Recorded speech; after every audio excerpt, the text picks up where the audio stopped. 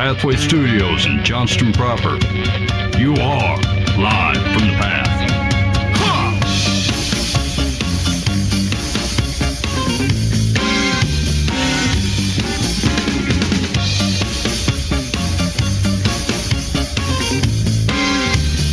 I am a working man, I get things done. Work for the Holy Ghost, work for the Son. I am a working man, oh yes I am. And you're listening to Live from the Path. Tony from the Pathway Studios here in Johnston proper. Hold up. Hold up. Hit me. Hit me. I'm not usually on this side of the curtain. You have to be able to see behind the thing. Yeah. Am I not on the intro? Yeah, you're there. Are you sure? Say you have been. Yeah. It's a very young you. No, your name is not. Oh, the name. Oh, that's awkward. I don't care that much. I was just reading it, and I saw the three of you, and then I was like, Huh. Wait. I want credit. I know I left for Give me a my bit, billing. and so I thought maybe when I moved to Pittsburgh, you re-edited it and took me out. Oh, no, I know why. This is like an old intro. This is like the intro that was like when we first started the show. I could have wow. sworn I was on that one, but that's funny. I don't know why I don't care. I literally, it's legitimately don't change anything. Pretty sure my agent's been talking about getting my name larger, too. Oh gosh, I thought it used to say John Buva and then have a picture or a video of me bald. Yeah, no, I bet it does. Yeah, boy, I wonder where I got that old video whatever. at. Weird. It just made me laugh. I was like, cool. Okay. That makes me happy. Less things about me is actually better for me. Okay, very good. All right, you're listening live from the Path. Here we go. This is the final show of 2023. So we appreciate you joining us here. I can't promise that it's going to be worthy of the time that you're going to dedicate to it, but we're going to do our doggonedest to do that for you. So here we go. There's a couple things on the docket today. We got some stories. Okay, let's see what hits you. All right, one. There's a story about 5 reasons why non-denominational churches are growing. Are you curious about this? Yeah, sure. Yeah, sure. Okay. All right, we'll check that out. 10 heretical views regarding Jesus. Ooh. Yeah, yes, absolutely. Okay, here we go. Rico Suave. Buva, you're going to know this already, but this is for the rest of the people. Rico Suave singer turned pastor embarks on new film franchise. Did you know the guy who sang Rico Suave was a pastor? Rico Suave. No, Yeah. really? Yeah. I don't know what Rico Suave is, or do I? But I know it if I heard it. Well, it Probably would. Wasn't it a song like in the 90s, maybe 80s, that was I probably basically would. just about this dude being a real good looker? Yes. As a matter of Like fact, a smooth talker, Rico Suave kind of guy? yeah, like there's okay, I'm gonna reproduce it. Rico. Rico Suave. Yeah, but he doesn't. He says Suave after. He does it again. Suave. Oh, got it. It's separate. I Anyway, listen now. and then Weird Al did a cover of it called Taco Grande. Oh, yes. Okay. Oh. Yep. It's Yeah. all coming back to me. Of course. Okay. Of course he did. I don't think we need the details on that one. It's Nope, just I it's think- enough to know On that, new film franchise Celestials, that makes me happier because Yeah. Celestials is Marvel. no, I don't think that's what this is about. Oh, that makes me sad then. Adaptation of the first story of good versus evil, the genesis of betrayal, and the start of the never-ending invisible spiritual battle. I was thinking it was the Celestials as in the group of like overpowerful beings Nope. in the Marvel universe. Didn't No they way. already do that movie? Well, so that was, yes, but like there's But a whole no. lot more behind it. Yeah. They did Eternals that they That's talked what I'm about thinking Celestials. of. Yeah, okay. But yeah, you're right. As Celestials a Marvel were- guy, I don't even know half these ones they're doing in the movies. I like had the basics, I was like Spider-Man and Hulk and Yeah, Fantastic Four. those are the important ones. Yeah. And they can't get a Fantastic Four movie right Iron for the Man. life of them. Anyway, sorry, Ben. Sorry, yeah. Okay, and then also But we digress. there was an article that said Christian artist Lecrae responds to Christian backlash over gay rapper Lil Nas X entering his Christian era.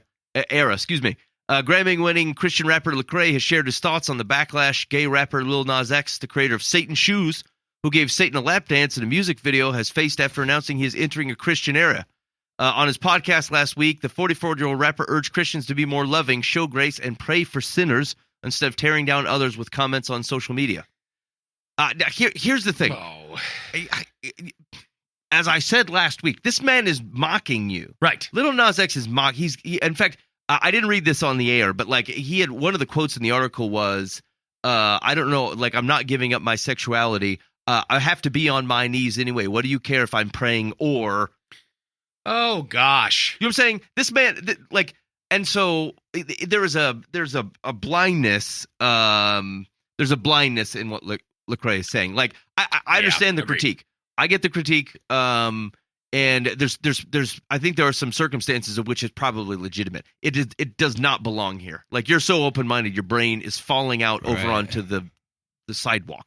Yeah. The man's mocking God. He's mocking you. Like that. This is that's not the situation that we're in, where like people are just overreacting at the fact that he's gay. Yeah, right. That's not really what's happening here. And so, right. I don't know. That's it. Yeah, the argument being made that like, well, sinners coming to Jesus is a thing to be celebrated. Like that's the right thing. Of You're course. absolutely right. Yes, of course. But like, if you take any amount of time to take a look at this and actually look into it at all, you realize no, that's not what this is. Yeah. The angels celebrate when one repent, a sinner repents. Right. Yes. You forgot that word. Yeah, we've never seen a party like that before. And Yeah. Lord, I've agreed to use the rough structure of your earthly church to idolize myself and make money.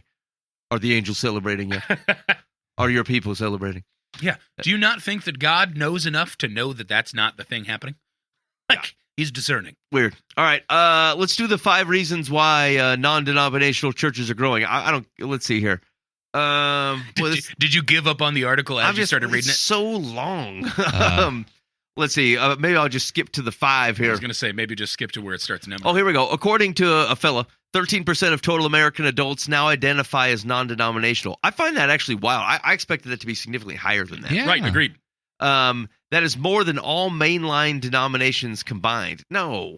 What? Wait, 13% non-denominational is more than all of the others? Is that what Combined? they're This saying? does not make any sense at all. They got bad math. Something's wrong with that. Meaning that 87% are atheist? Weird. Or, Oh, excuse atheist or not I don't know. denominational, excuse me. Okay, here we go. Here are the observations. It's got to be 81. It's got to be. Or some 51, something like that. Something's not right about the number. All right, number 1. Non-denominational churches tend to be more evangelistic. For a number of possible reasons, these congregations are more intentional about reaching their communities with the gospel. We often see stark contrasts in the priority of evangelism between non-denominational churches and denominational churches. Interesting, okay? Seems to be true. I as mean, you- from what I know. Your Right. experience? Okay. Haven't been to all of them. 2, non-denominational churches typically invest more financially in reaching their communities. That feels like more evangelistic to me. But they said, here we go. Though I could have combined the first 2 reasons, he's on to me. It is worth noting that the budget of a non-denominational church will often include a higher percentage of their funds used for local evangelism. Denominational church budgets usually allocate more funds for national denominational causes or international missions. I think that's true too. Mm-hmm. The amount of money I had direct interaction with like 3 different Baptist churches over the last year, and they are giving significant amounts of money for international missions, like a lot of money. And so which kind of does make sense. I think, as churches establish themselves, you do start to, sometimes there's more money there. And so you have it to give and you start international, you're sponsoring missionaries, you're starting orphanages and things like that. And so that kind of makes sense. But it's interesting that on balance, the shift would be significant enough that you have non-denominational churches where local money is actually bigger than by budget percentage than the bigger denominations. Mm-hmm. Like I would expect it to international and national stuff to come as an outgrowth of there's not that much need in around us. We're already giving significant amounts of money. Not that most of it would be international. So I guess that's interesting to me. 3, non-denominational churches. I can't say it. I can't do it. Non-denominational churches. Okay, very good. Usually do not engage in issues of conflict to the level that denominational churches do. A church only has a finite amount of resources of time, money, and energy. The more that is expended on divisive issues, the less that can be expended on local outreach. We understand that many of these issues are gospel-centric and must be discussed and debated. Sadly, though, the resources spent on these issues often come at the expense of those priorities with a Great Commission focus. Interesting. So they're saying that non-denominational churches don't have the kind of funds and or people to be able to put a foot down against some of the divisive things? Yeah, so take and I don't know if this is limited to like Protestants, but like the amount of money that Catholics put towards life issues. Yeah, right. It's giant. Yeah, it's probably enormous. It's giant, and also or even like care clinics.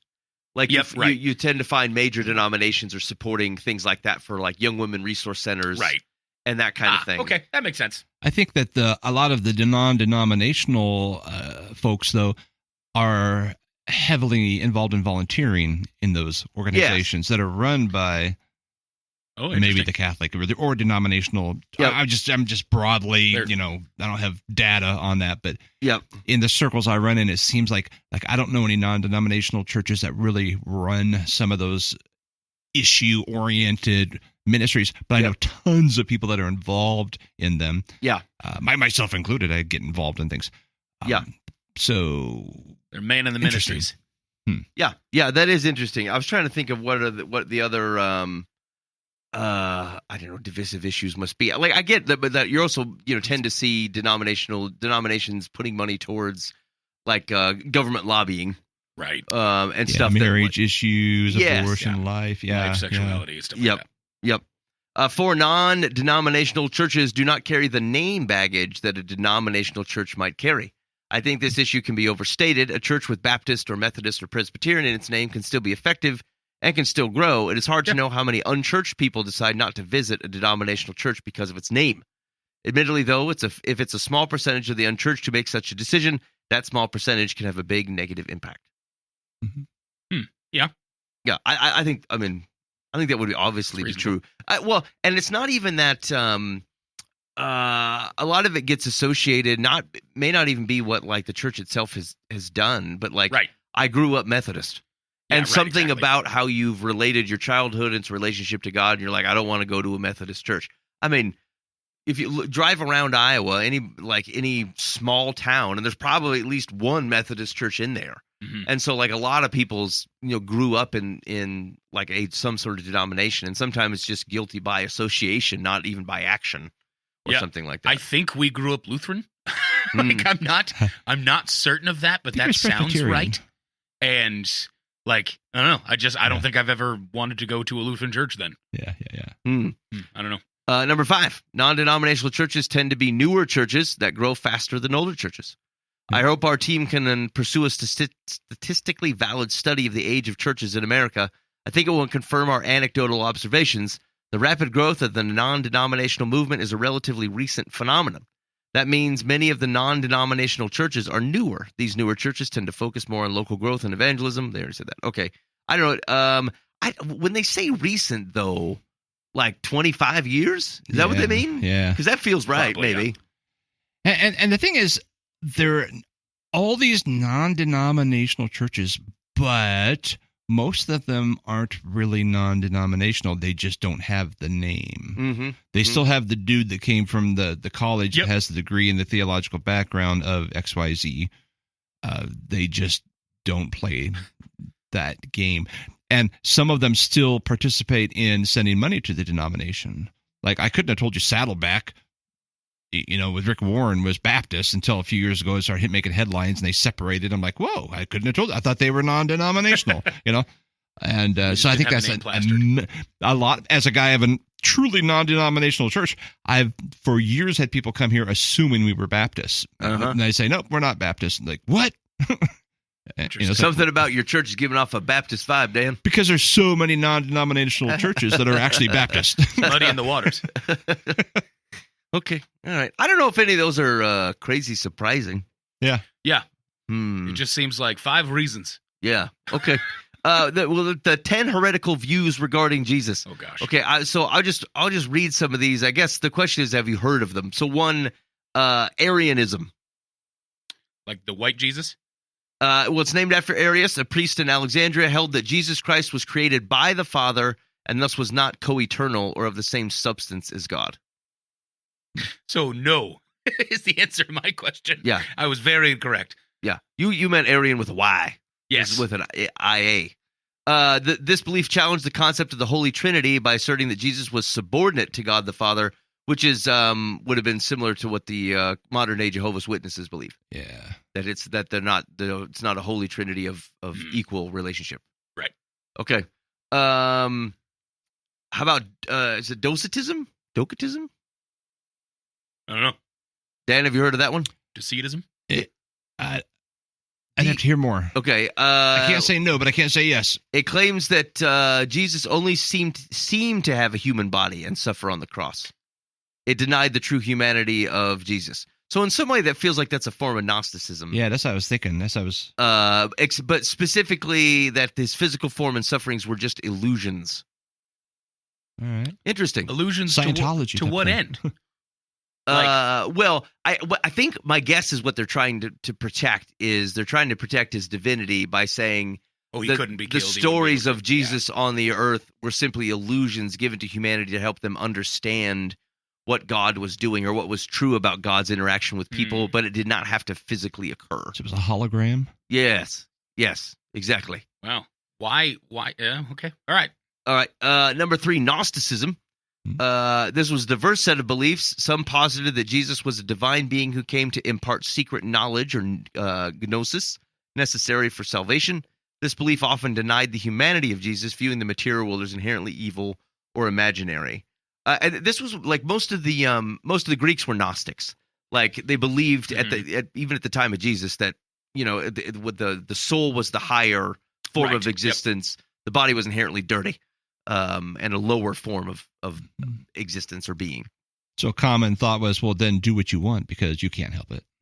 Yeah, right. Like you can't help it. It is just the nature of such a kind of lower form of living, of existing. Does Paul not talk about that in that kind of light though? Like when he talks about for therefore when I sin in the flesh, but I live in the spirit.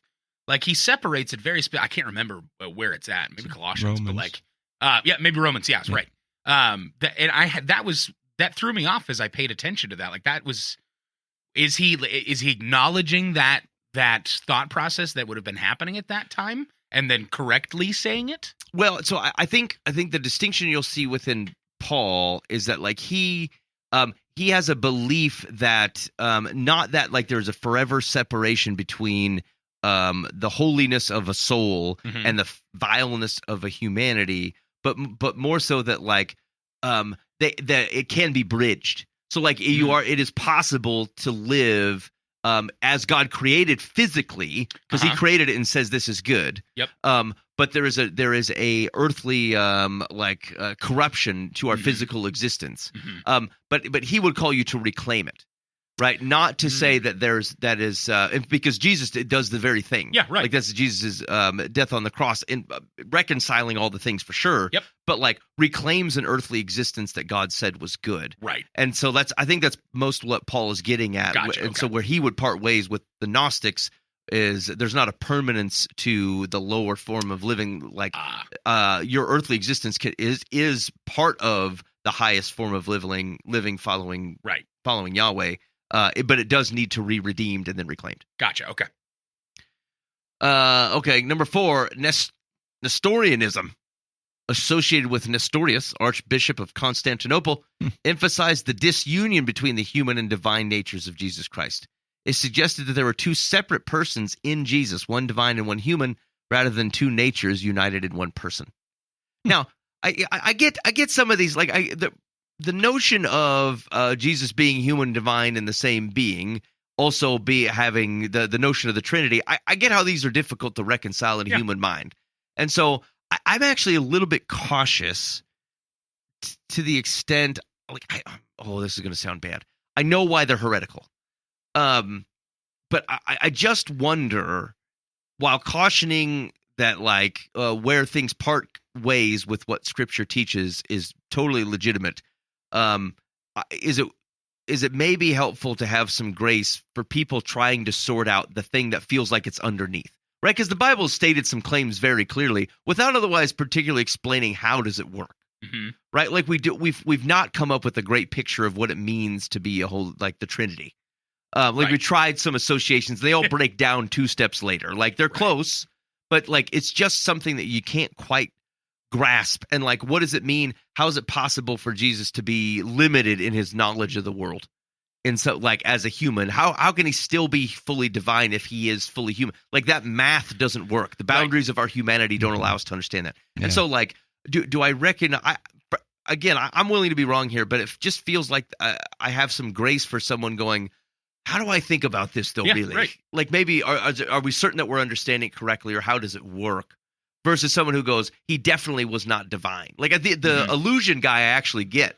He's like, okay, how do I protect what I believe to be true, which is he's got to be divine. But this human thing is hard to reconcile, and so maybe we just imagined it. God could do that, couldn't he? Well, yeah, he probably could. And so I would maybe inappropriately, but I have some grace for some of these, even though I would agree that they're heretical.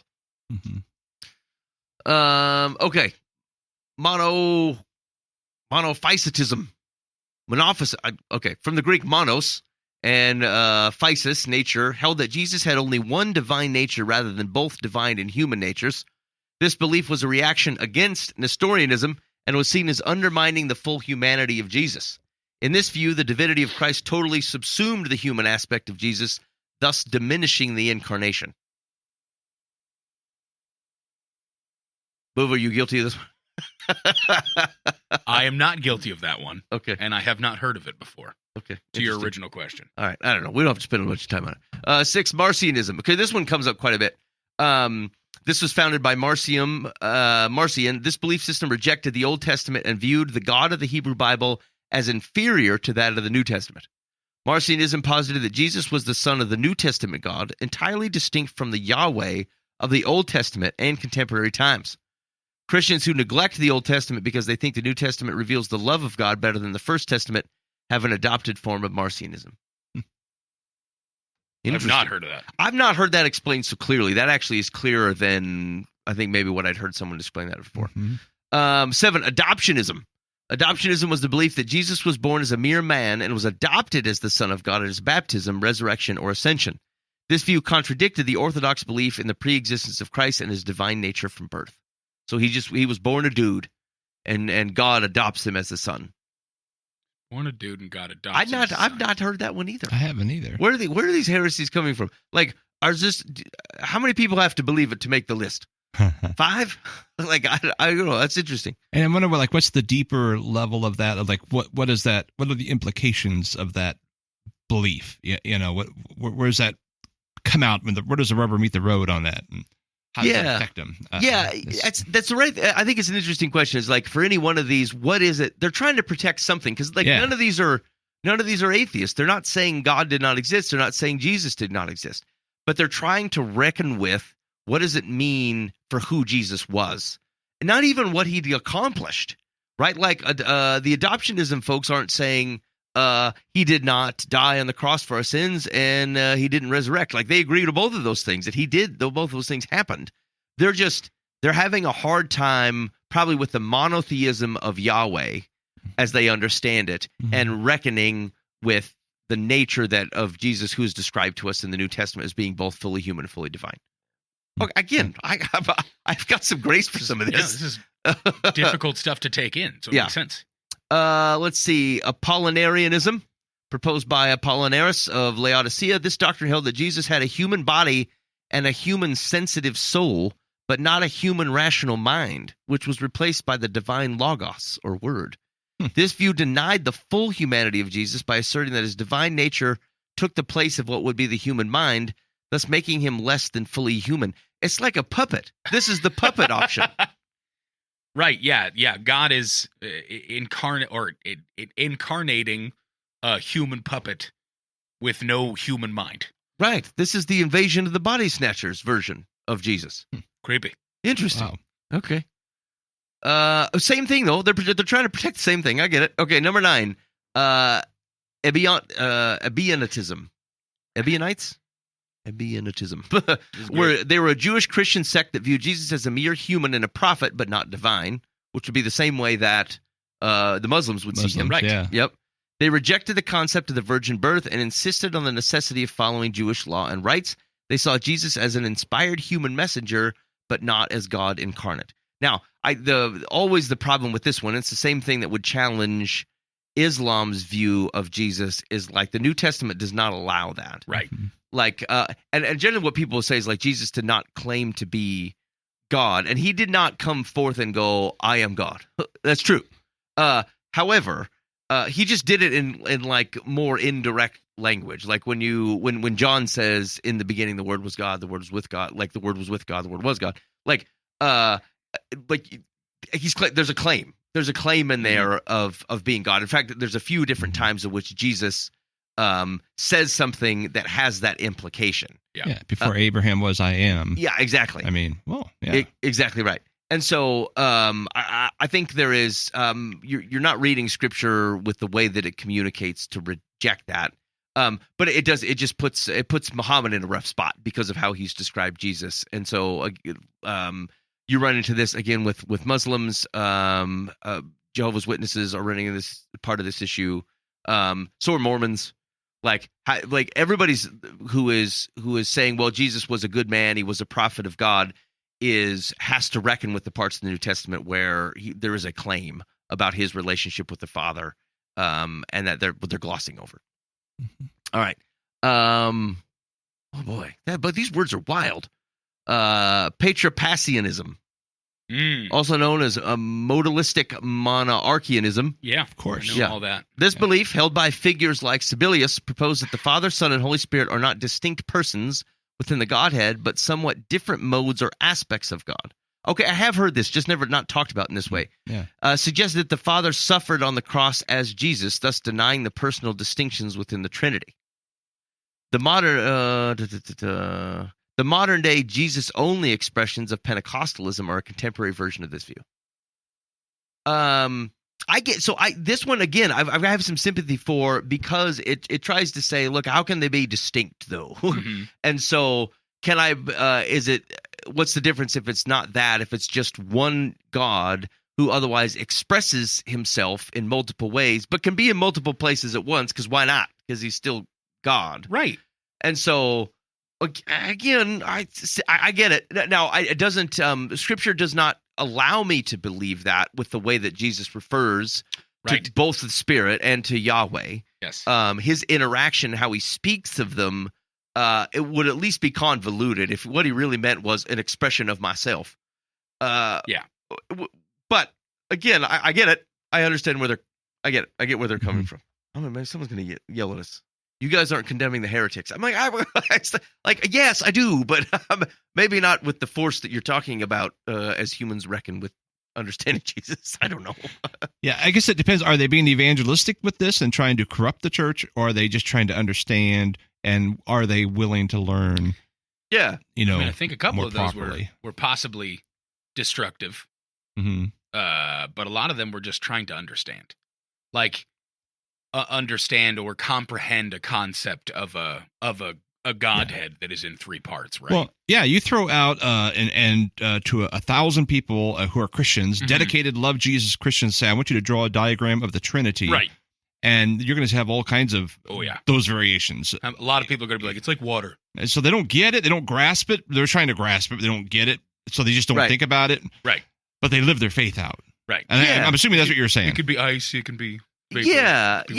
Like I've heard so many people just with like a slightly skewed view of key theological concepts, but like they're the things that they tend to be trying to explain something about God that we actually don't like. We're not familiar with. We're not God. It's concepts that bend the human brain, and so like we're willing. Like in this room, I'll read the Bible and go, look, yes, agreed. But like, how does it? I don't know how it works. How would I in some of these things? And I could speculate, and you can talk through it and go, it doesn't come together in my human brain. I have limitations. And I think I've got a ton of sympathy for that. But Dan, I think to your point, it's different if you're proselytizing, because the question is, for me, it would be just the level of certainty. If these were categories of people who are like, I don't quite understand. Is it possible it could be this? And are having, and even if they're leaders of that conversation, I don't particularly care. But like to become so certain of one of these things and start to then proselytize on top of it, like I don't like. There's an arrogance to that. That's the part I would start to mistrust. It makes me take a step back and wonder: am I not being? Oh, I don't even know how to say this other than: am I not being a good Christian? But am I not thinking about this right, or giving this enough credence to need an explanation for something like this? Like the way that I've always, I mean, the Trinity, it's made sense to me to talk about phases of matter of water, just because like the identity of it is water. It can be in 3 different places and 3 different types, right? Like I believe that has helped me along the way in a couple places. I know that it's not a great analogy, but it exists. But then, like, I don't need to know the specific. Like, I don't need to know that it was a godly mind inhabiting a human body. Like, I can just go, okay. Same as I don't understand how 7 or a couple loaves of bread and a couple fish fed 5,000 to where they just kept breaking it, and it like, do I need to know that they were holding a piece of bread and every time they broke it off, the bread just like grew back? Like, I don't care. I don't need to know that. I know that it is a godly thing from an omnipotent and omniscient creature or being that was able to make that happen as a blessing, right? Like, I don't need to know the specifics of, well, was God incarnate into a human body and therefore the human body felt pain and that's what mattered? Do they mean son from the perspective of the way that you would look at a son is one that copies the characteristics of the father, and it's not a paternal relationship to a son, but it is a relationship from one being to another copied being that inherits attributes? I don't need to know that. Am I being irresponsible or shallow in my faith for not even asking that question? Well, the whole point is that we can't comprehend God. I mean, we just can't. So we're ripping on people who are trying to, and maybe rightly so to an extent. Yeah. But you know, back off a little bit. Trying to figure out what we can't figure out. Right. I mean, there's plenty of mysteries that are knowable through like what God has talked about, what Jesus said, and what we've gotten through the New Testament and the early church. There are mysteries that were known. We don't need to solve these unsolved mysteries of Yahweh. Right. Well, what we do know is, feed the hungry. Yeah, right. Yeah, naked. You have plenty to work on. Like you have plenty to be focused on. Yeah. But before needing to figure out like the metaphysical perspectives of what actually was happening within a 3-in-1 kind of being. Well, so I think interestingly, I would say. Again, this is gonna sound weird. To their credit, heretics are generally wrestling with the scriptures. Yeah. Right. Yeah. Like they are reading something with intent and going, how do I understand this? And oftentimes, they're coming to conclusions because they are up against people who are questioning the faith. Yeah. Right. So like you're getting into like scientific inquiries, logical inquiries against the thing you believe. And as you're trying to help people connect with this, you realize that you cannot explain something. And so you start reaching for things. Now, you shouldn't do that. Like the scriptures they're going to have to run on what they run on. But again, I these are people who are saying, I take this as true. How is it true? That's the same thing that I would recommend you do when you run into things that feel like contradictions within the scriptures. Places where you're like, I don't know if this fits God's character. You start with, I believe this to be true. The question is in what way this is true. And like, again, most of these things these descriptions I'm reading for people who are going, I believe it. Yeah. But in what way is it true? And like the problem we're running into with a lot of these heresies is that like, it doesn't tease out the implications of it. To Dan's earlier point and question, like, okay, let's say I accepted this thing.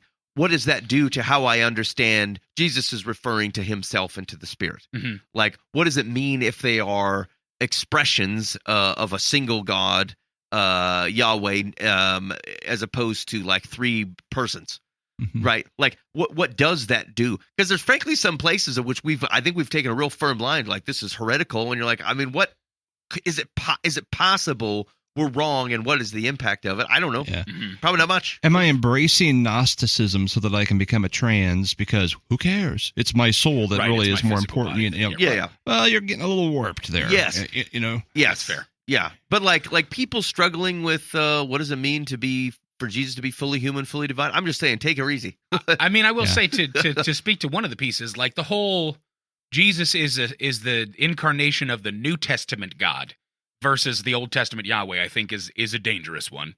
Like, I feel like that one's pretty rough, believing that it's like a completely separate Elohim, if you will, like a totally new God of the New Testament. That's just flat out wrong and is bad, I would say. I don't think is a great one to run with. Exactly. That's not struggling with the same type of thing. And matter of fact, I thought, isn't that the thing that Santa Claus punched the guy about? Was about Marcionism? I think so. We just talked about that last week. Yes. Yeah. Was it?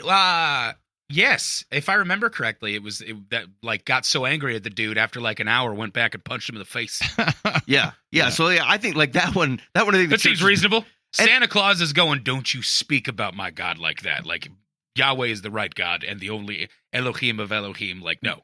Right, which because that particular heresy is an accusation against God, right? As known through the First Testament stories, right? And so like it's a blasphemy. It's a blasphemy. Yeah, and I suppose the goal there is to justify sin in some way, because now it's all love.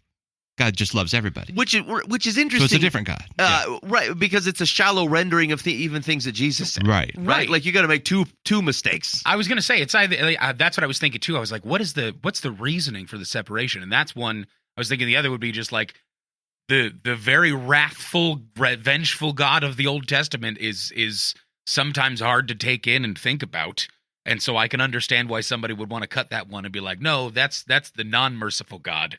We have a merciful version of God now. Well, I mean, the Old Testament... It's an incorrect rendering and understanding of mercy and love and all that stuff, I reckon. Sure, but it's also contextual, right? Because, like, again, you ever just sometime take your finger and put it in on Matthew 1 and show me how much of the Bible that you're holding is Old Testament versus New Testament. Like, the Old Testament dwarfs it. Easy. And so, like, it is contextually how you understand some of the things that Jesus is acting, speaking, and living, dying into. Right. And resurrecting from. And so, but you get a lot more, I think to Dan's point, you get a lot more runway to craft the things that Jesus is getting at if you can destroy most of the context of which it sits. Right. Yeah. And so, it's allowed to bring some justification to sin and make it sound like Jesus is even cool with it because you don't have to deal with some of the contextual information that would have helped refine the story correctly. Gosh, that's sad because, like, the New Testament is beautiful in light of the Old Testament. Like the new covenant that we have with Yahweh is beautiful in light of the original covenant, and like how creation started and how we fell and how He's redeemed it all from the beginning. Like it's beautiful together. Yeah. How sad. Yeah. I would also say that the Gnostic stuff, and that's been persistent. Like it's throughout time, Gnosticism has been a key thing that people struggle with, and again, it's interesting because to a certain extent, Gnosticism has more to do with it's a barrier that we're actually having less of a problem now. Most people are leaning towards a very scientific explanation of the body is all there is. Like modern day atheism is more so to dismiss the notion of a soul completely. Right. Whereas Gnosticism always said, hey, there's a higher form of you. You're just not living it currently. And so, but like, again, what that denigrates is an image and likeness and an earthly experience that God created for good. And frankly, it's almost a form, I don't think we realize this as we get into here, but it's a form of Gnosticism to go, look, I'm not home yet. This is not my place. And, I don't want to get involved in all this stuff. Heaven is where I belong. This is the waiting room. Yeah, right. Like that kind of stuff is it's almost a Gnostic way to look at the world because it prioritizes the experience of what we consider to be the soul as if, one, your earthly experience is not super important, that you weren't created for good works and to walk at them. And two, that the notion of your forever body and resurrection is a physical existence back into the very thing you have now, just without the fallibilities that come in a fallen world. Right. And so not recognizing either of those two things, you're falling into like a Gnostic trap. And like, but it's interesting because it essentially does the same thing that we were just talking about that dropping the Old Testament does, is if you lose the earthly confines, people have this like very elastic idea of what it is to be a soul. Because they think is completely disassociated with what it is to be a human being. Right. It's not. Like, I get it. The notion of those two things being distinct, I understand that part. But, like, you don't completely lose, like, most of the identifying elements of a human earthly physical experience are not gone just because you're a soul. You don't reincarnate into something else. You don't become some sort of, like, wispy thing that's then floating through space and time. Yeah, like it just opens up to a world of which you feel like there is not near as much definition. It's because it's not significantly different. I mean, it is, but it isn't. And so, but I think it gives people a lot of freedom. It's like, oh, I just belong. I'll return to who I truly am to be as Yeah. a spirit. I'm Right. like, you are who you are, man. Like the spirit is just an expression of who you already are. And so I would just, that's the caution. It's not some like new, like game over, start a new, different pinball machine. It's an extension of who you currently are. You're expressing it. You're being it. It's just a different expression of it. I have a question that means nothing, Let me have it. but it's something that I've never asked. And yeah, in the new creation, Uh-huh. am I gonna be a big fella? Oh, Like- yeah. Yeah. like, yeah. I know that sounds ridiculous to ask, but like, I will wholeheartedly admit that I believe that me being a bigger guy is a sin, is from chasing things that are not holy and are not God and are not treating my body as a temple. That's flat out truth in my mind. If I'm separated from that kind of thing in new creation, does that mean that I go to a not just perfectly fit Troy, but just like from the perspective of like, if this is manifested sin, what does that look like? Is there an answer to that either you think? I don't think I know Paul doesn't talk about it specifically. I've read a lot of his writings, but like it's just something I've thought about before and never thought to actually ask. You have the same question as to whether I might have hair again. Do you think? Well, fair. I have a sister who died at 6 years old before I was born, and I think when I meet her, is she going to be 6? Right. I mean, I don't think she is, but I think I'll know who she is, and I don't know why. Probably because how did Peter know who Moses was? Right. Right. Yep. We talked about there's that. something about the life. There's something about our in our soul that it has these characteristics that again we're trying to comprehend something we can't comprehend. Yep. But I'm fascinated. I'm eager to see what that all looks like. Right. Like, am I going to meet my dad at his skinniest? Right. Just being real honest about it. Like when my dad passed away, he was well over 400 pounds. He's a big guy, and I don't know. Am I going to see the skinny Sean when I meet him? Like, or when I see him? That'd be crazy. Yeah. Again, no consequence at all. Just something I thought about. Yeah. No, yeah, I think that is interesting. Like the age, especially, because that's the thing where if you say, well, it's a fallen humanity that our bodies start to degrade. Yeah, right. But like, at what point would you actually consider your body degrade? Because like to a certain extent, between the ages of 6 and 25, it feels like they're improving, and to a certain extent. To a certain extent, hit your peak. Cellularly, pretty much after 25, it's all downhill. Yeah, Like your body is no longer able to replicate its own DNA correctly. There's mutations, and never mind. I don't need to get into that. It Sorry. doesn't matter. Yeah. Anyway, you're right. The scriptures do not say, but I do think you're approaching it the right way, which is like if the impacts of what was human fallibility and temptation and sin are gone. Yeah. What does it leave behind? Right. Bodies that don't degrade, fruit that imparts knowledge and does not make you big, because you're eating it. And that's it. It's the real irony of the thing, because there probably no longer becomes a right proportion. Like you can say, oh, I don't overeat. But you probably could overeat if you wanted to, Right. and it may not have any impact. You're like, wow, shoot. I What really a joke. gorged myself on carrots today. All I know is I do have an appointment with your father in the buffet, the Lord's buffet, for an eternity. That does not surprise me at all. We I spend asked a him lot of about time that- in meals. And I asked him about that McDonald's buffet many years ago. we will continue that. All right, you're listening to Live from the Path. Okay, we had a couple. Okay, here's what we're gonna do. We're gonna do a joke Ooh, and a quiz, I can't wait. and then we're gonna do some advice, and then we're gonna get out of here. Okay. Okay. Let's see here. Before you say it though, I don't want this joke. This is. I need that to be on record that Definitely I don't want want it. this joke. And you want to do. Okay. Last time you wanted the Satan jokes. Oh, did I? I don't think those were very well. That was wrong. Yeah, that seems right. Let's do hypocrite jokes. Oh, actor. Oh, the millionaire. Okay. I like this one. Here we go. At a church meeting, a very wealthy man rose to tell the rest of those present about his Christian faith. I'm a millionaire, he said, and I attribute it all to the rich blessings of God in my life. I remember that turning point in my faith. I had just earned my first $1, and I went to a church meeting that night. The speaker was a missionary who told us about his work. I knew that I only had $1 bill and had to either give it all to God's work or nothing at all. So at that moment, I decided to give my whole $1 to God. I believe that God blessed that decision, and that's why I'm a rich man today. He finished, and there was an awed silence at his testimony as he moved toward his seat. As he sat down, a little old lady sitting in the same pew leaned over and said to him, "I dare you to do it again." Did you see that one coming, Dan? No, I didn't. Okay. All right. Buva likes the hypocrite jokes. That was awful. Let's check this again. There was an American basketball player that had a tournament in Belfast. After one of his games, he stepped outside for a breath of fresh air when he felt a gun in his back. "What's your religion?" he heard the man growl. Bobby, the player, had no real religion, but he knew if he said he was Catholic and this guy was a Protestant, he would kill him. And if he said he was a Protestant and the guy was Catholic, he would kill him.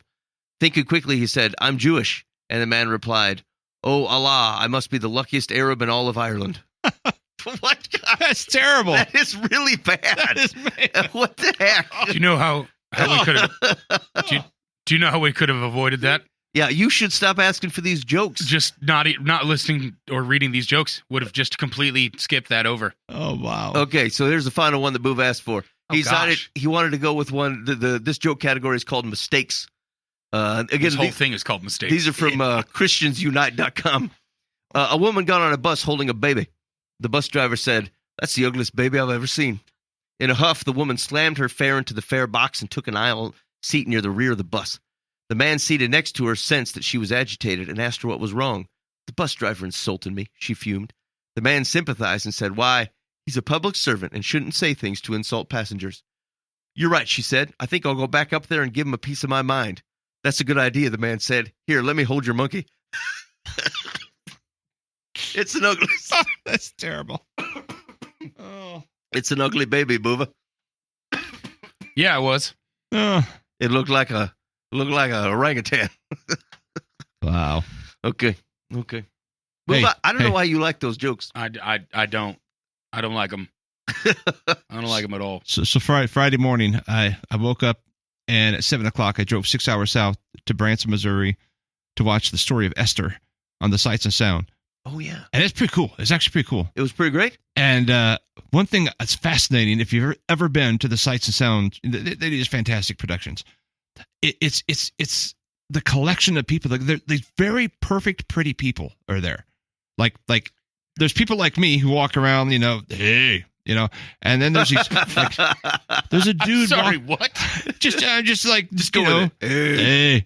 Okay, got it. Scratching myself and pretty. everything. And then there's like these like Hollywood people walking around, like they're just like watching the show. And there's this dude. I just decided there's a dude in a white suit with his wife. And he's obviously a preacher at one of these churches doing one of the 10 heresies.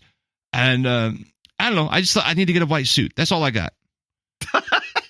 Dan, what brought that story up? I don't know. One of the jokes just made me think I need a white suit.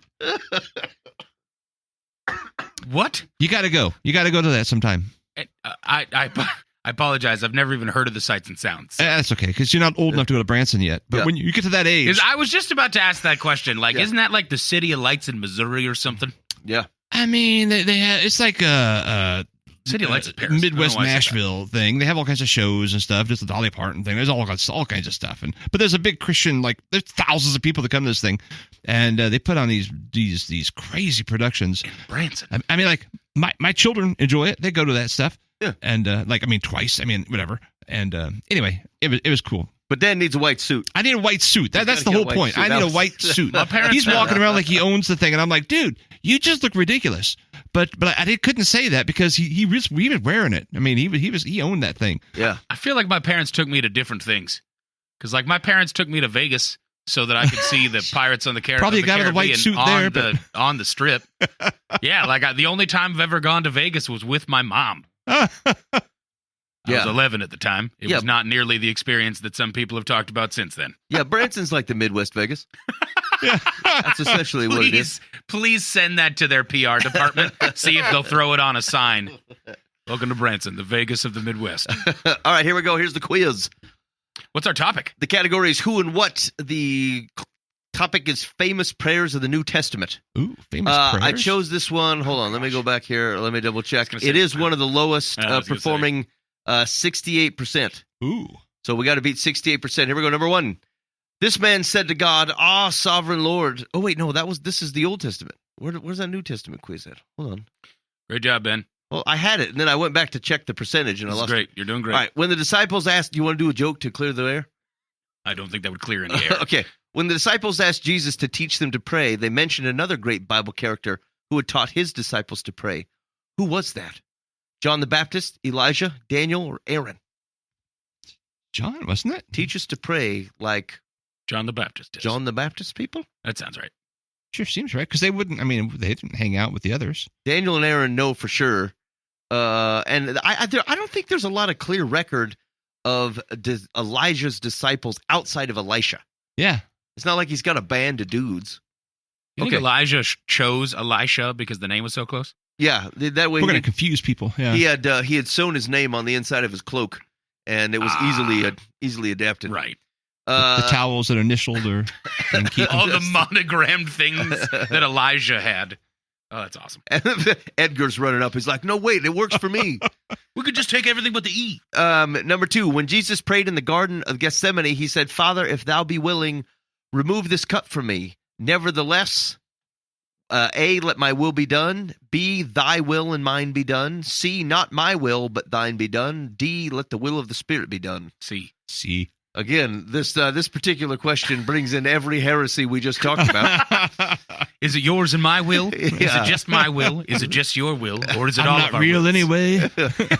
What is will and who is he anyway? That's right. And the Spirit spun the wheel, and that's how he chose the wine. The will wheel. Number 3, these words Jesus spoke and lifted up his eyes to heaven and said, "Father, the hour is come. Glorify thy Son, that, A, the enemy may not triumph over me. B, the whole earth may be filled with thy glory. C, hath laid down his life for his sheep. D, thy Son also may glorify thee." Well, I'm thinking A or B. That's I'm thinking. Yeah, it sounds Okay, B-ish. so doesn't it's, "Father, the hour is come. Glorify thy Son, that the enemy may not triumph over me, or the whole earth may be filled with thy glory." I feel like it's... Wait, maybe B or C then. C, hath laid down his life. Let's see. "Glorify thy Son, that hath laid down his life for his sheep." it? No. Not that one. B. Yeah, it has to be B. Sounds B-ish. Okay, let's check to see how it goes. Number 4. Sorry. You keep it up, I'm going to tell a joke and act like you asked for it. Okay, Number 4. This is the thing. The disciples prayed and said, "Thou, Lord, which knowest the hearts of all men, show us which of these two thou hast chosen to replace Judas." Who was chosen? Cleopas, Ananias, Barabbas, or Matthias? Matthias. C. I mean, D, Matthias. Okay, whatever yeah. letter that was. Yeah, I Matthias. said it with a lot of confidence, and then a pastor of 40 years went, Barabbas. C. I'm like, crap. Here's what I'm going to tell you. Jacob. Thought Barabbas was the murderer, Every wasn't he? time someone could choose Barabbas, they chose him.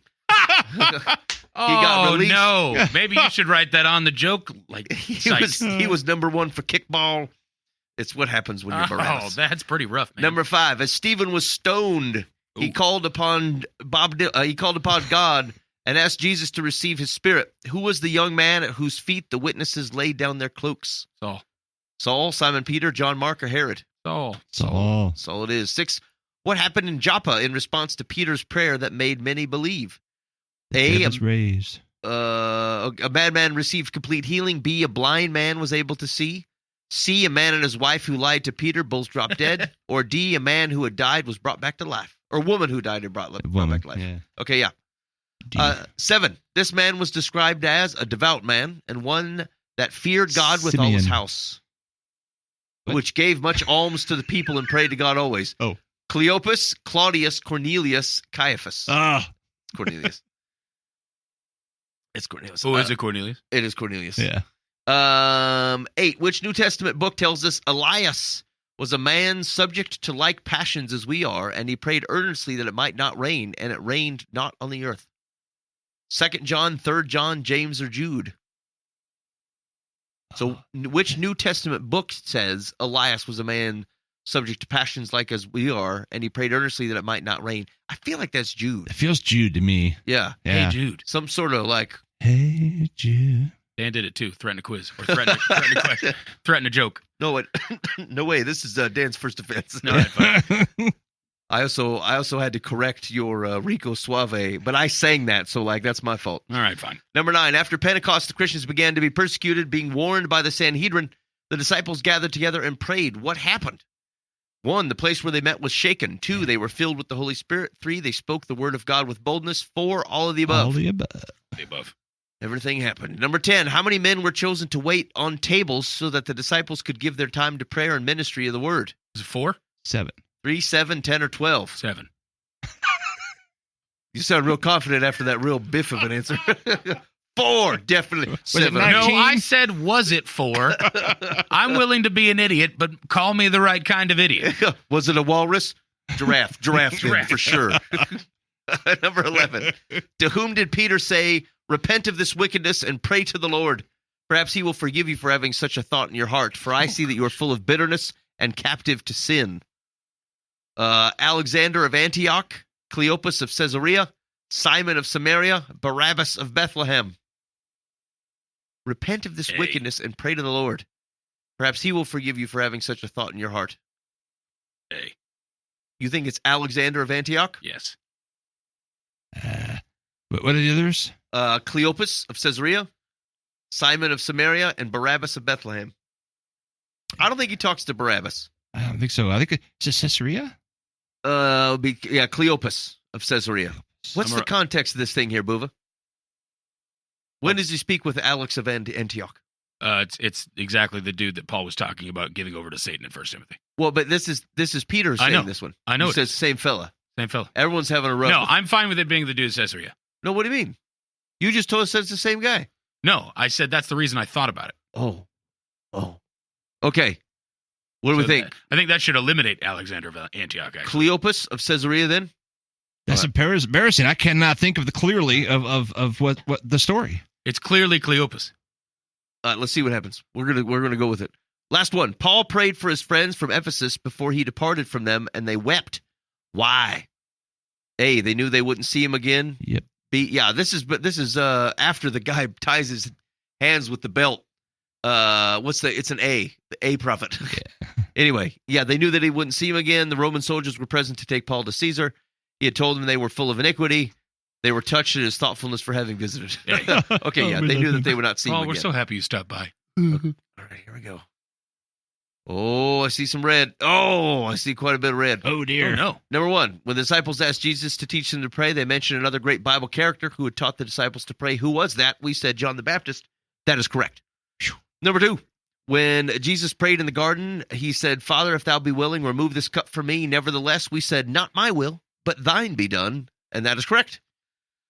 Number 3, these words Jesus spoke and lifted up his eyes to heaven and said, Father, the hour is come, glorify thy Son, that, we said, the whole earth may be filled with thy glory. And that was incorrect. The answer is, thy Son also may glorify thee. Oh yeah. Oh, Pretty close. it's the King James that's throwing me off. I know. All right. I've read that since I was 12. I've never read it. See? Okay, maybe we got to pick it up. We're going to keep doing these quizzes. Number 4, the disciples prayed and said, Thou, Lord, which knowest the hearts of all men, show us which of these two thou hast chosen to replace Judas. And we said it's Matthias, and that is correct. Question 5, as Stephen was stoned, he called upon God and asked Jesus to receive him. Whose feet did they throw the cloaks down on? And we said that was Saul, and that is correct. Question 6, what happened in Joppa in response to Peter's prayer? We said a woman had died, was brought back to life, and that is correct. Question 7, this man was described as a devout man and one who feared God with all his house. We said that was Cornelius. That is correct. Oh, boy. Question 8.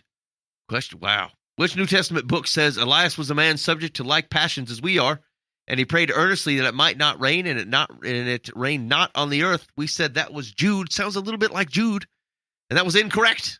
The answer is James. James? James. I knew it. You knew that? Well, it says, this is not very helpful. It's from James 5, verses 17 to 18, but it only quotes the thing he exactly said, so I can't give you context. Number 9, after Pentecost, Christians began to be persecuted. Let's see, what happened after they prayed? And the answer was all of the above. The Spirit showed at Pentecost. Number 10, how many men were chosen to wait on tables so the disciples could give time to prayer and ministry of the word? Buva said 4. That was incorrect, but we had actually answered 7 despite Buva's prognostication, and that was correct. 7 is right.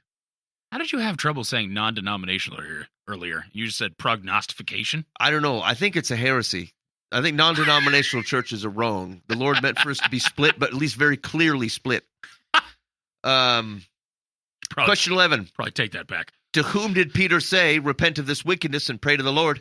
Perhaps he will forgive you for having such a thought in your heart, for I see that you are full of bitterness and captive to sin. After much consternation and deliberation, we said Cleopas of Caesarea, and that is incorrect. The answer is Simon of Samaria.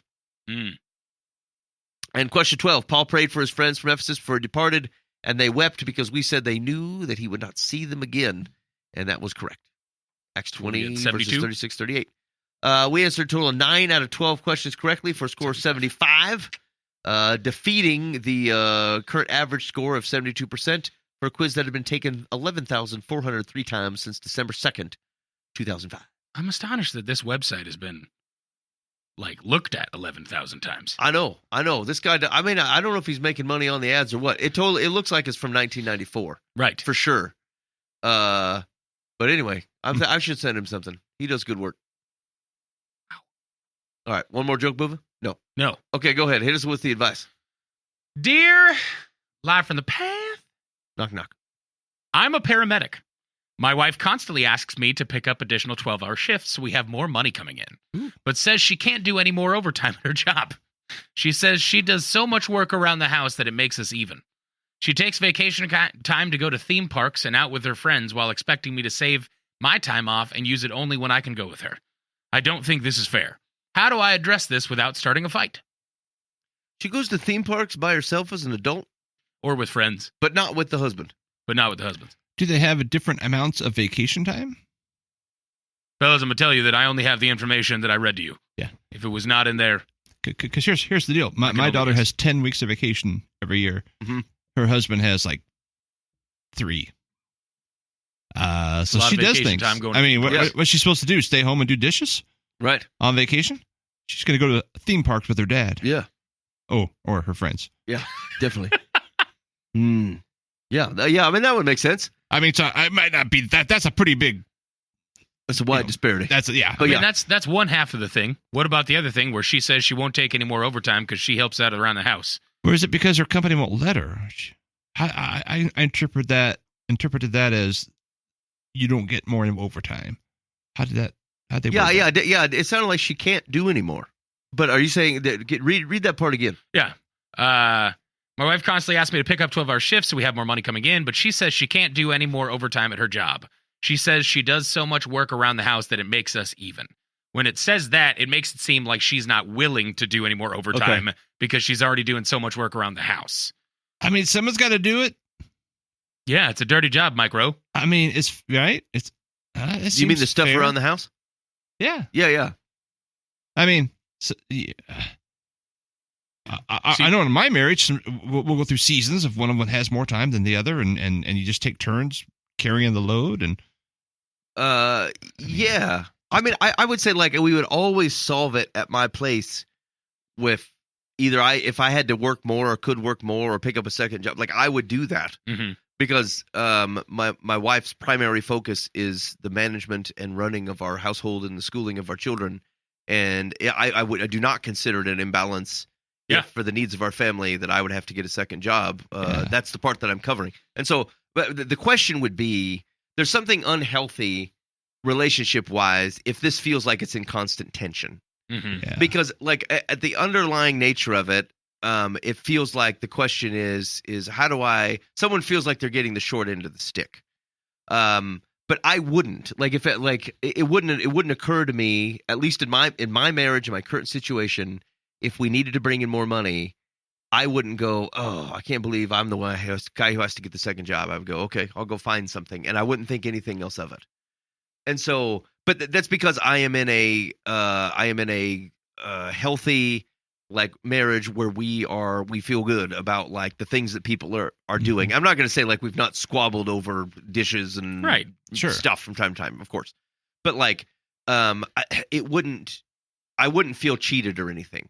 This is just the spot we're in. And so if that isn't clear, and this is frankly what comes from the egalitarian view of marriage, which is you have two equal people with equal capabilities who otherwise should be 50-50 on work and home and all the things this. Then you start getting in pissing matches over whether that is imbalanced or not. And because the only way to enforce it is to keep track of it. And it's kind of the last thing I want is my relationship with my significant other to be one of where I'm constantly tracking and checking and looking over my shoulder, scoring points. Right. Yeah. I just I have a realm of which that stuff is my responsibility, and I'm totally cool with it. And I'm not worried if your marriage flavor looks more or less like that. I'm just saying that when you go, look, we're going to do things 50-50, you have to monitor, and you end up in kind of whining fights like this. Yeah, agreed. Okay. Secular says, I agree that what your wife is doing isn't fair. As to how to address it without starting a fight may be what you need to clear the air and work out your budget. A paramedic should not be working when they are exhausted. They need their wits about them, which may present a problem if they are not at 100%. I'm pretty sure they run long shifts anyway. Yeah. Yeah. They're doing 12-hour to 16-hour shifts. Yeah, and that's all that guy said was she asked me to do a 12-hour. I'm like, well, I mean, seems kind of run of the mill. It's not crazy, I guess, for a paramedic to be out there, and it's not like his wife's putting both her husband and everyone else in danger because he took a 12-hour shift. That seems a little thick to me. Okay. She's not wrong though. Whereas sometimes you got to talk it out. You got to figure out what is the rub. Do you feel like someone's not bearing their weight, someone's not taking their share of the load here? Because if here's the thing, if someone in your marriage is feeling that way, you want to get that out because one, either they're mistaken, and you need to help bring them into the right way of viewing it, or they're correct and you need to change your way. Either way, that's you need to have that conversation. That's the type of thing you want to make sure is not sitting around festering that you've not talked about. Yep, agreed. Okay, one more. Sure. Okay. Dear Life of the Path, my mom has this friend who I do not like at all. She's a royal pain in the butt. She calls nonstop, even when we were about to have dinner. I tried blocking her number from Mom's cell phone, but that didn't last long. Abby, or Life of the Path, this woman is bad news. My dad and brother are annoyed by her. Is there any way to tell this person to just go away? Well, this really depends on your mom, doesn't it? Right? We hate Mom's friend, and we blocked her from her cell phone. That's aggressive. That's incredibly aggressive. Holy cats. Stay in your lane. Yeah, it's your mom's friend. Shut it. You're ridiculous. You're going to be gone soon. Right. If you're a teenager, and you shouldn't be allowed to make decisions for this reason. If you're an adult, get out of your mom's house, you weirdo. Yeah, I guess I'm really confused as to why. That's great. Is your mom answering the phone? This feels must be. The critique would be against the mom's behavior. Right. Yeah. Is mom allowing this friend to be obnoxious to the rest of the family by answering her call right before dinner and everybody's got to stop every night? Yeah. That's a mom conversation, not a block the friend's number situation. Exactly. It would be different if it was an annoying neighbor where everyone sat down to dinner and Chad from the next door is pounding on the door where everybody's interrupted. But the mom can silence the phone. Yeah. They could block the number if they wanted to. They could politely but firmly tell their friend to knock it off. All these things are within the mom's able to do. So I guess this has nothing to do with the friend. You need to talk to your mom. Yep, agreed. Yeah, we're gonna have to do another one because that one was super easy. Well, yeah, that's why I chose it. Okay, hit me. Anyway, Secular says, there's no way you can tell your mother's friend to go away. There is, however, a way for your mother to tell her not to call between the hours of 5:30 and 7:30 because it interrupts family time. Because your father is also upset about the frequency and timing of the phone calls, this is something he should consider discussing with your mother. Okay, here's another thing I'm going to tell you. As kids, I want you to think about this. I don't care how old you've gotten. If you see something that is a glaring problem and you have a decent father, if he's not saying anything, you should follow his lead. I would tell you that the man has been married to your mom for longer than you've been alive, generally speaking. If he is discerned that this is not the thing to go all in on, and has good discernment. Yeah, if you trust this man, and you see, and you're getting ready to fire up, and you look over, and he's not getting ready to fire up and have this conversation with his wife, then you just be quiet. It's not your place. Just trust him. He knows what it's like to be married to your mom. I would say the same thing going the other direction. Your mom knows what it's like to be married to your dad. And so the older you get, the more you look out and you go, hey man, I don't know why anybody's not saying anything around here. This is an injustice. These people, mom's going nuts or dad's going crazy, and something needs to be said. I just want you to look at the person who knows how to deal with them and see what they're doing. And if they're taking it easy and they're not bringing it up, you just let it go. Yeah. Because they're being wise in ways that you probably don't understand, and maybe even for your benefit. And so just zip it and let it fly. And I say this because I know you're going to get to be 25, 28, and you're going to get married, and you're going to think you just know something about the world, and you're going to be like, I can't believe dad tramples over my mom like that, or mom tramples over dad like this business. And you're going to feel like you're in a better spot to interject. Do not do it. Yeah. Do not do it. Let them handle their own stuff. And I'm just saying, again, if you would look and generally speaking, say, yes, they're pretty good, but I don't like this or that about that relationship. I'm just saying, let it go. Let them handle it. Yeah, just presume they're being wise and they know better. Okay. Are you ready for one more? I don't know. I don't know if I'm ready. I'm going to gird my loins. Go ahead. Oh, okay. Yeah, this one might be a bit of a hit. Uh-oh. Is it normal? Oh, excuse me. Dear Life of the Path. Is it normal to be disgusted by your wife's lack of concern about her appearance and her belongings? Oh. My wife drives a $50,000 car that never gets washed and is so filled with stuff that seldom she can take even one passenger. Her side of the bedroom is just as bad. She never makes the bed and can no longer get her to her dresser because there are so many clothes piled in front of it.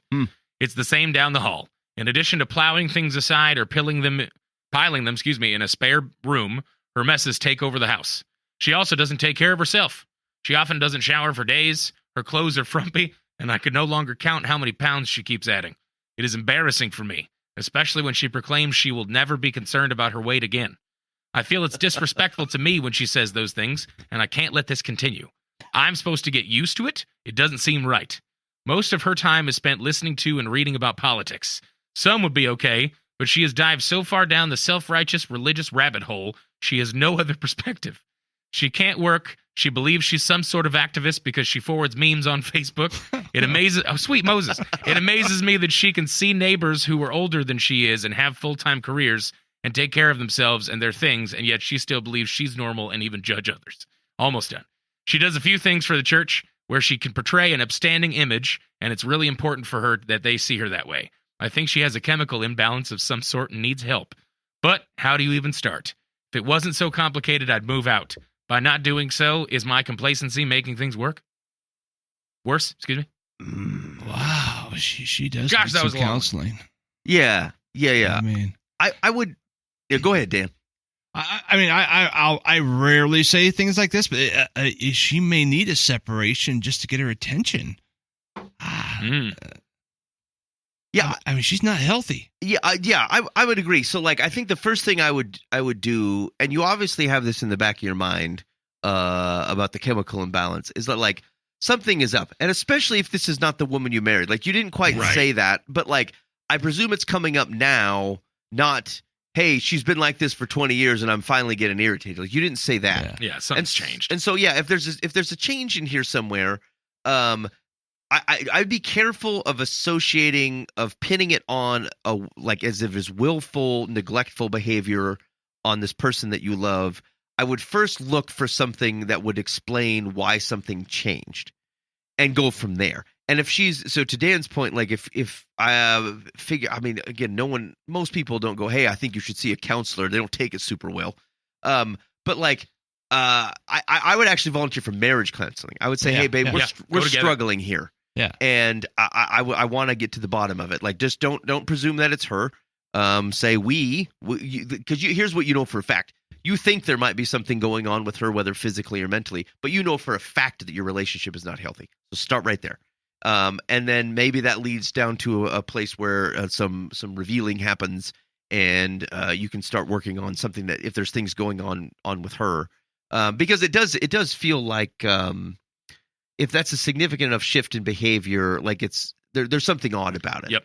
You cared about it, now you don't care about it. If you weren't always that way, isolation and micro targeting or focusing on a specific thing like political stuff to the detriment of the other relationships around you. Like, something's going on. And so I would start with sympathy, though. Like, a lot of times, especially when it's in close relationships, it feels like it's at you in some way or another. In fact, he mentioned this. But it's not likely. I get that there's an impact to you, and as you're closest to people, it feels like it's personal because, like, well, you're not even thinking about me more. They feel at least self-centered, but like self-centered people are generally not thinking about you. So like, it's not an animus towards you. They're just being selfish, and so try not to overread animus places where it could just be some self-absorption for, again, either legitimate or illegitimate reasons. But I would start there and just like start from a place of grace, and see if you can't figure out there's something else going on before you attribute to her personality or willful behavior at you. Okay. Yeah, that seems solid. I mean, yeah. I like the marriage counseling perspective. Like it's you can go at this in a way that's disarming if you go at it in a way that's a team. Yeah.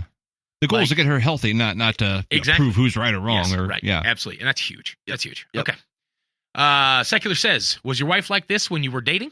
In the year or two after your marriage? If the answer is no, it is important that she be evaluated by a doctor because what you describe could be symptoms of depression or a mental or emotional problem. The way I would handle this if I were in your place would be to tell her you love her, but you can no longer live the way things have become. Then offer her a choice. Get help or you are leaving. Yeah, that's way too much. You've super adversarial. If you've not taken a step, like, again, step number one, babe, I feel like we're not connecting anymore. Yeah. And every time we talk, it seems like it leads to an argument. I want help because I want us strong and healthy. Why don't you start with that, not some sort of ultimatum?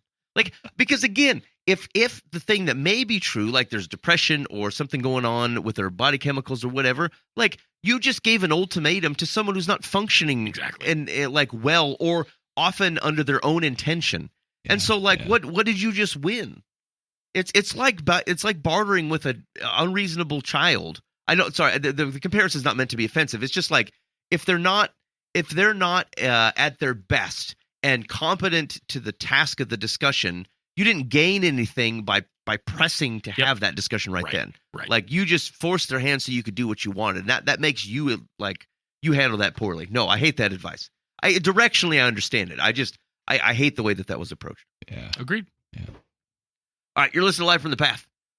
Thanks for hanging out with us this week. We do, and this year. We really appreciate it. I hope you guys are enjoying the program. I was actually just, again, I was listening to some of the back episodes as I'm trying to release the catalog. Goal is to have 2018 completely released by the end of the year, and I think I'm only got 2 or 3 to go. And I'm going to make it. I tell you what, there's an episode called Egypt Jane or Jane Egypt, one or the other. And the non-biblical signs of the apocalypse are friggin' hilarious. Like one of the ones was like a orangutan smoking in the zoo. And there was another one where there was a Hulk Hogan mustache that appeared as a cloud in the sky. Oh, that's amazing. And it's like a specific weather event that causes this thing to happen. These are great. These are Hogan wins. Oh, and the third one was some Florida ladies went to go withdraw money out of an ATM, and instead of 5s, they got 100s. Oh my gosh! Like the bank's trying to set it right, and the ladies are like, "I don't know what you're talking about." Anyway, that didn't happen. They are funny. They're really good. And there's a couple song performances by Jane Block in that episode. So anyway, it's great. It's great. You should check out the back catalog. Anyway, thanks for hanging out with us, guys. We really do appreciate it. We look forward to doing some cool stuff with you in 2024. As a matter of fact, we were talking about that telethon. I think we're gonna do it. I think we're gonna set up a Life from the Path telethon. I'm so in excited 2024. Raise some money for a good cause. We got to do a little bit of planning so we don't embarrass ourselves, or at least embarrass ourselves of the similar amount and not worse than normal. normal. It's embarrassing to us and not the people we're trying to raise money for. That's right. That is the problem. You try to do a good cause, and now you're on the hook for not making it look bad. Yeah, exactly. We'll have to see what we can do. Anyway, super excited. Of course, hit us up with any feedback you have on the show. 515-517-0085. Call or text 515-517-0085. The ever-present Bob Eisenhower, Live from the Path complaint line. We'd love to hear from you. Anything you got about the show, or you just want to say hi, hey, we're listening. That'd be great, especially because as you heard from me last week, I think it's very suspicious the number of people that are listening to the podcast. And so if you're one of the newer folks that just latched on the podcast, just give us a call or a text and say, hey, I'm listening to Live from the Path, just so we can say hi back. We'd love to do that. And don't worry, we're not going to answer. You don't actually have to talk to us. Just leave the voicemail or something. If you Yeah. That's totally if I say, and please don't call. That's fine. Yeah, we won't call you back. Yeah, that's not going to happen. Anyway, and then, we're going to take off. We will see you next year. In the meantime, be faithful in the means. God will handle the ends. You've been listening to Live from the Path.